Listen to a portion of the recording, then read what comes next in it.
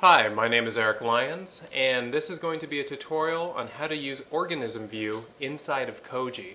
If you begin at the home page, you have a list of all the tools that you can use to begin your analysis, and OrganismView is a tool that you use if you're interested in some particular organism and want to get an overview of its genomic information. To begin with, you have the option of typing in an organism name or a description or the name of a data set. If you're taking a look, say, for Escherichia coli, and you want to try to find organisms that match that, all you need to do is type in some portion of that name in the organism name box, and the system will go ahead and search for any organism that contains those words or those characters within the overall name.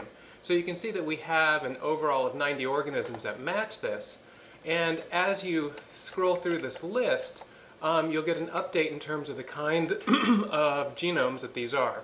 So right here I've selected one of the strains of K12, and OrganismView will give you a quick overview in terms of the name and description of the organism, the genome, information about the total genome including the length of it, the individual data sets that go into it and information about those, as well as the number of chromosomes.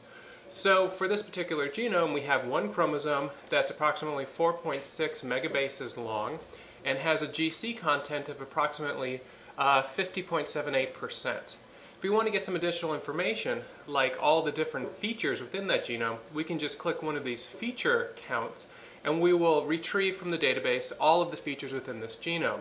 So for example, we can see that there are 4,126 protein coding regions, and I just clicked on the link here to calculate the GC content of those coding regions. Now this is a very computationally intense process where the system is now retrieving each one of these nucleotide sequences and calculating the GC content and tabulating that for us. But as you can see, there's lots of different features here, such as ribosomal RNA genes, which we can go ahead and start calculating those as well. And once these results come back, the information will be deposited right here so that we can see that there are a total of 22 ribosomal RNAs that take up about 32 kilobases with a GC content of about 45%.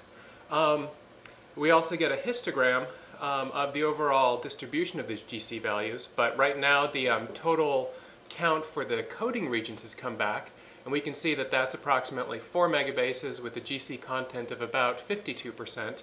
And here's a view of the histogram of those distributions.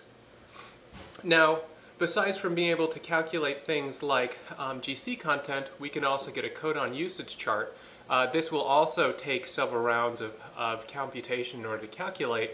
And while that's running, I want to show some of the links we have.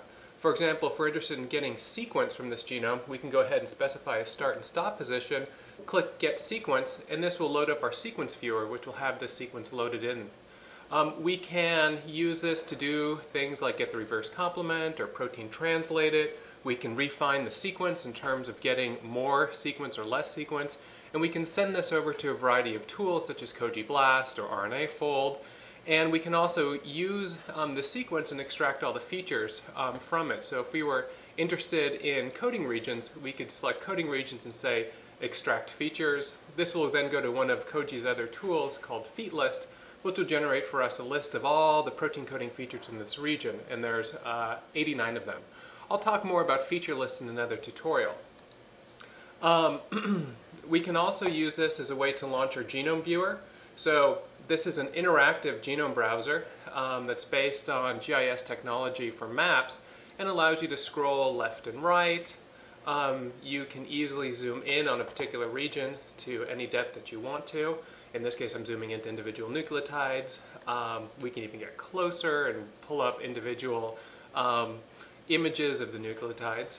And this also has a way that you can click on these features and it will generate a pop-up box that gives you information about that. So at this particular genomic location, we've got a protein coding feature and a gene feature. And this tool is very powerful too, which I will talk about in another tutorial. So going back to OrganismView, I now can see that our codon usage chart has come back, and this is just an overall view of all the codons, the relative usage within the genome, and the amino acids for which they code, and below that is the amino acid usage within the genome too. And so this is just a quick overview of how you can use OrganismView to get information about your genome and use it as a way to extract particular sets of information that you may be interested in. Thank you very much, and please view some of the other tutorials within CoGe.